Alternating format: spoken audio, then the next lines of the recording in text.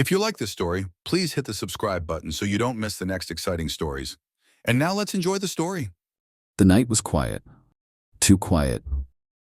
Hope Valley Canine Training Facility sat under the Texas sky, its vast, open fields stretching toward the horizon. The government had abandoned this place months ago, cutting funding, claiming that America's war dogs were too expensive to maintain. Inside the metal kennels, 30 of the finest canine warriors in the country lay in the dark, their bodies scarred from years of service, their ears twitching at every distant sound. These weren't just dogs, these were heroes. Ghost, the white German shepherd who had once pulled a wounded soldier from an active battlefield in Afghanistan. Rex II, a Belgian Malinois, a legend among military handlers. 3 combat tours, countless missions. The scars on his body told stories no one dared to speak of. Thunder and Shadow, the legendary tracking dogs who had once hunted cartel smugglers across 4 states. Diego, the oldest, his body slower now, but his spirit still unbreakable. And yet, despite their sacrifices, their loyalty, their bloodshed for the country, they were forgotten. Abandoned. The government had ruled them as non-essential assets. There was no retirement plan, no medical care, no home. Only a slow, quiet death behind rusted kennel doors. The handlers fought for them, begged for funding, but the politicians only shook their heads. Too costly. Not a priority. They're just dogs. It was 2 a.m. when Ghost raised his head first. His ears flicked toward the fence, his keen nose catching something on the wind, a scent that didn't belong. Then came the sound. Engines. 1 truck, 2 trucks, 3, 4, 5. Something was coming.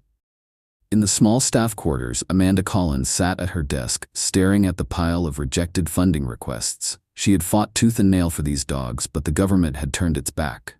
"You're wasting your time, Collins," her superior had told her weeks ago. "No one cares about those dogs anymore." She clenched her jaw, but she cared, and she would keep fighting, even if it meant... Boom. The front gate exploded, sending fire and shrapnel into the air. Amanda's chair flew backward as the blast shook the entire facility. She scrambled to her feet, heart hammering, reaching for her pistol. Gunfire erupted outside.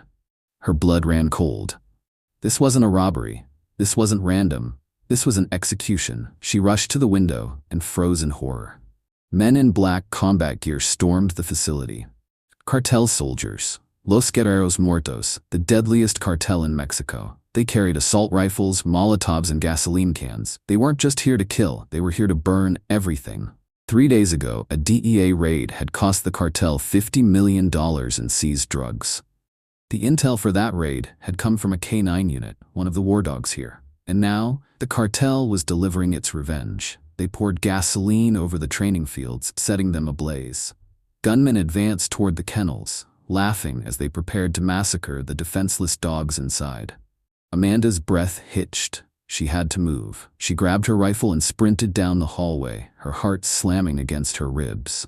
If she didn't act fast, every dog in this facility was going to burn. She reached the security panel and slammed her hand against the emergency button. The kennel doors unlocked.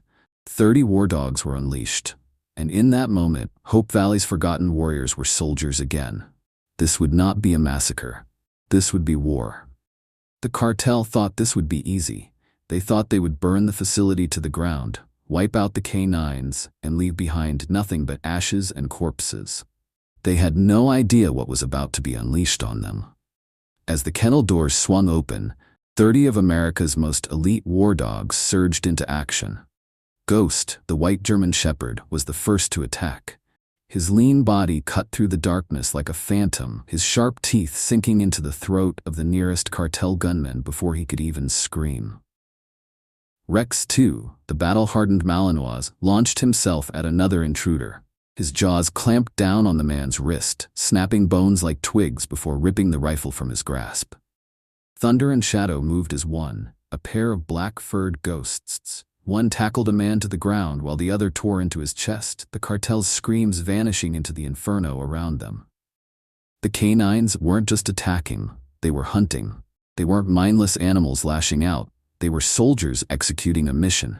Gunfire tore through the night as the cartel fought back, but they were shooting at shadows, at ghosts, at beasts, faster than their eyes could track. Amanda Collins moved through the chaos like a soldier in battle. She dropped behind a burning truck, raised her rifle, and took aim. Bang! One cartel member dropped, a bullet ripping through his chest. Bang! Another went down, his Molotov shattering at his feet, setting him ablaze. Bang! A third tried to run. Amanda put a bullet between his shoulder blades before he could escape, but they kept coming.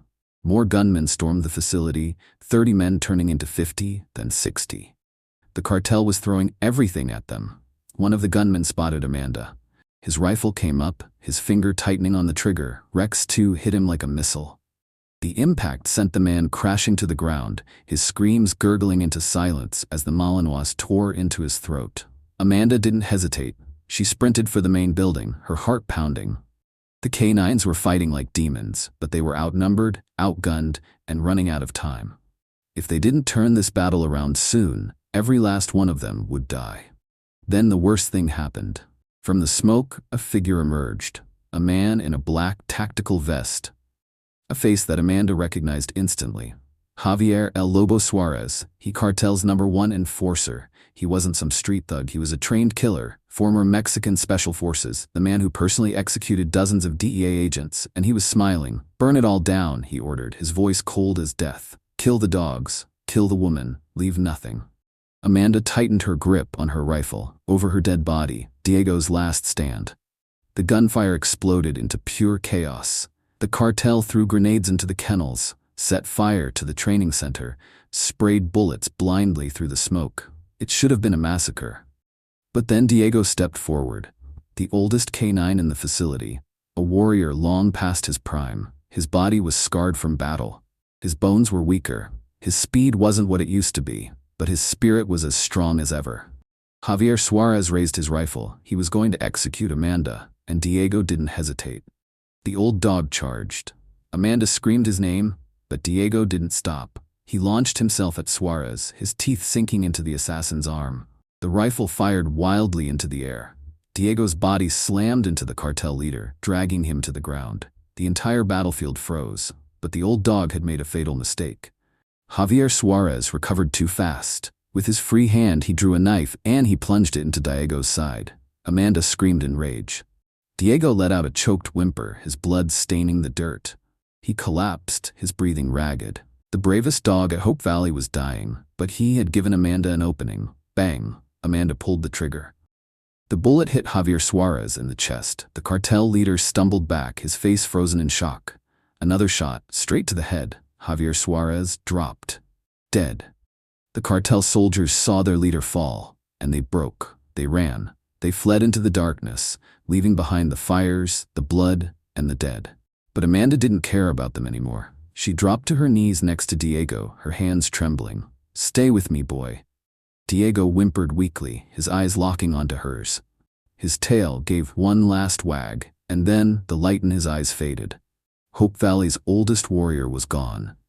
The next morning, the press arrived. The government showed up, acting shocked. "This is a tragedy," they said. "We had no idea this facility was vulnerable." They lied. But Amanda wasn't going to let them sweep this under the rug. She stood in front of the cameras, holding Diego's collar in her trembling hands. And she let the world hear the truth.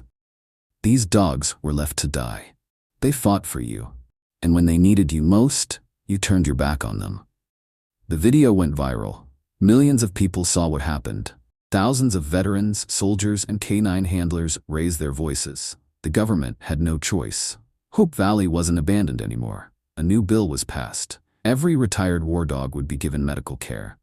Every handler would have the right to adopt their partner.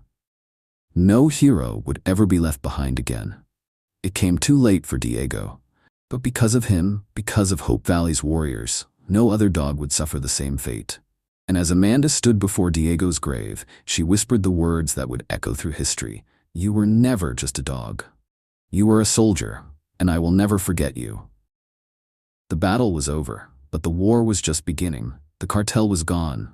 Their leader, Javier El Lobo Suarez, lay dead, his body cooling in the dirt where he had fallen. The blood of the fallen stained the burned earth, mixing with the ashes of what had once been the most elite K9 training center in America. But this wasn't victory. This was survival. And at what cost? The price of loyalty. Amanda knelt beside Diego's still body, her hands trembling as she stroked the fur on his head. He had fought to his last breath. He had died defending the only home he had ever known. And for what? So that the government could forget them? So that politicians could turn their backs on the very dogs that had saved their lives? It wasn't fair. It wasn't just. And worst of all, Amanda knew this never should have happened. The cartel attack wasn't random. It was punishment. For what? A $50 million drug bust 3 days ago. A police K-9 unit that had sniffed out the shipment. A facility full of war dogs that the cartel had wanted erased. They had come to send a message, but instead they had created a legend. The K-9s had fought back, and now the world was watching. This was a setup. As the sun rose over the wreckage, the first police vehicles arrived, then the news crews, then the politicians. FBI agents in black suits stepped out of their SUVs, surveying the damage. Local law enforcement stood around, some in shock, some trying to cover their own failures. And at the center of it all, a woman with blood on her hands and fury in her heart. Amanda marched straight up to the FBI agent in charge, her face set like stone. "Where were you?" she demanded. The agent, a tall, clean-cut man with an American flag pin on his lapel, frowned. "Excuse me? Where were you?" Amanda's voice was ice. "You knew we were a target. You knew they were coming. And yet, when the cartel stormed our gates, when our K-9s were being slaughtered, when my people were fighting for their lives, no one came." The agent shifted uncomfortably, glancing at the camera crews that were already setting up. We weren't aware." "Bullshit." Amanda's rage exploded. "We reported the threats, we begged for protection, and you ignored us." She took a step closer, pointing a shaking blood-stained hand at him. "You left them to die." "We can fix this." The agent tried to recover. "We understand your frustration," he said smoothly, falling into politician mode. "But this was an isolated incident. If you cooperate with us, we can." "An isolated incident?" Amanda laughed bitterly, stepping aside to reveal the bodies of the fallen K-9s behind her. "Tell them it was an isolated incident." The cameras were rolling now. Every word was being broadcast. The public was watching. The people who had once cheered for these war dogs were now seeing how the government had abandoned them. And Amanda wasn't going to let them sweep this under the rug. "You knew this would happen," she said. "And you did nothing." The agent faltered. The world was listening. And Amanda wasn't finished yet. The video that shook the nation. Within hours, the footage had gone viral. They died protecting us, but no one protected them. Our government left them behind. Why are America's war dogs being abandoned? The public was outraged. Veterans spoke out. Animal rights activists demanded justice. Former canine handlers flooded social media with their stories. Congress was forced to respond. A new investigation was launched. But Amanda knew the truth. They weren't acting because they cared. They were acting because they got caught, and she wasn't finished exposing them. There will be justice. That night, Amanda stood in the ruins of Hope Valley, surrounded by the ghosts of her fallen warriors. She placed a hand on Rex 2's broad head, feeling the slow, steady rise of his chest. He had survived, but barely. Ghost was gone, Shadow was gone, Thunder was gone. They had given everything, and she would not let them be forgotten. "We will rebuild," she vowed. "We will make them remember, and most of all, we will never let this happen again." Hope Valley was gone, but the war had just begun. They thought the battle was over. They thought they could cover it up. They were wrong.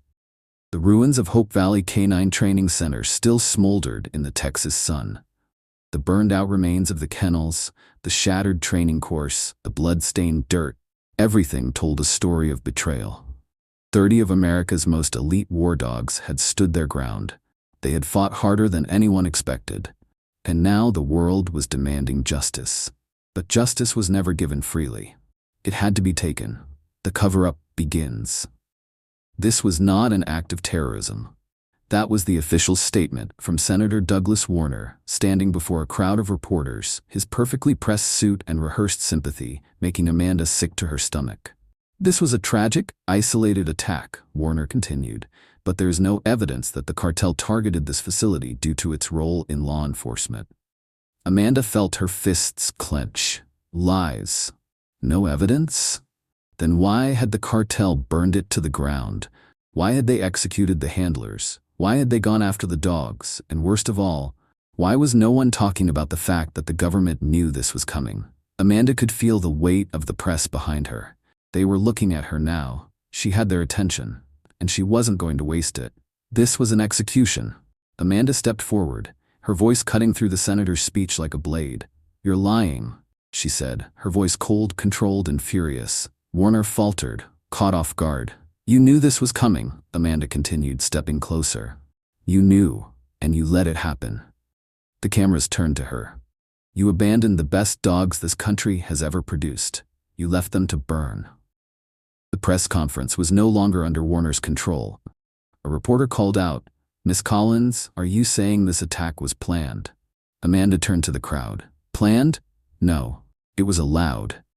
Gasps rippled through the reporters. She wasn't just calling out the cartel, she was calling out the government, and they couldn't ignore her anymore.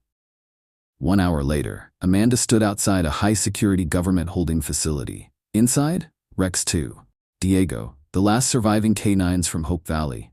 They had fought harder than anyone, survived against impossible odds, and their reward? Locked in cages, denied medical care, treated like disposable equipment. They weren't heroes anymore.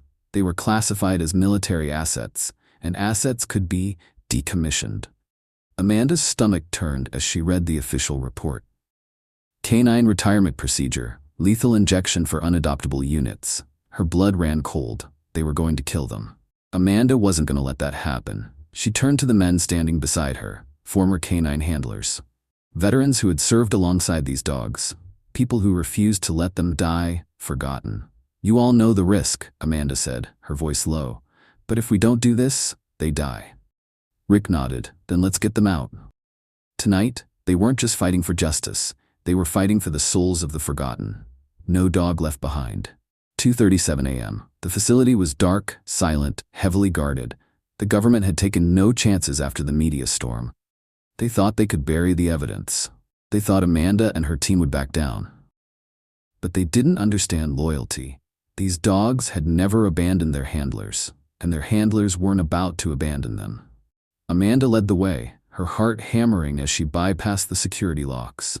One by one, they moved through the facility. She could hear the faint, pained whimpers of the surviving canines. She reached Rex 2's cage. His eyes found hers, and she saw it. The moment he recognized her, the moment he realized he wasn't alone. She knelt, pressing a hand to the bars. "I got you, boy," she whispered. "We're going home." And this time nothing would stop them. The alarm blared through the facility. "Intruders in Sector 4. Amanda didn't hesitate. She unlatched the cages. One by one, the dogs leapt into the open. Injured, weak, but ready, because warriors never forget how to fight. The team moved fast, guiding the canines toward the exit. Gunfire erupted. The guards were here. "Go!" Amanda shouted, grabbing Rex 2's leash. They raced toward the open doors, bullets slamming into the walls behind them. Rex 2 lunged, taking down a guard. Diego, despite his wounds, charged forward, dragging Amanda toward the truck. They had been trained to fight, and they weren't going down without a fight. As the team reached the getaway vehicles, the government SUVs roared onto the road behind them. They were being hunted, but so were their enemies. Amanda turned to her team. "You ready?" Rick grinned. "Always." The last war dogs of Hope Valley had one final mission. They had fought for their country.